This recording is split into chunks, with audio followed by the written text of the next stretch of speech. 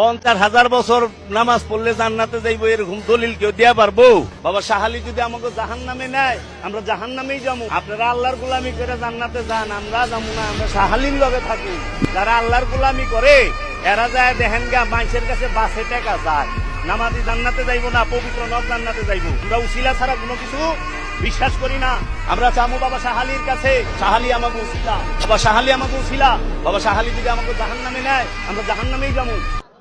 তুমি যেও না কোনো মাজারে, তুমি ঠেকিও না কোনো মাজারে মাথা, তুমি বাঁধিও না কোনো তাবিজ। কোরআনের নামে অজু ছাড়া কোরআনকে তুমি এখানে ঝুলায়ও না।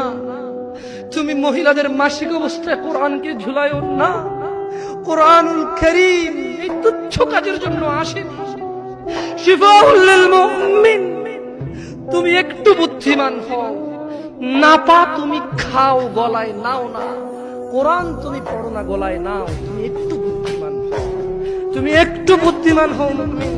তোমার এখানে যদি সূরা ইয়াসিন থাকে, তোমার এখানে যদি সূরা ইয়াসিন থাকে, তুমি বোঝো তুমি টয়লেটে যাচ্ছ, সূরা ইয়াসিন নেই। আল্লাহকে ভয় করো।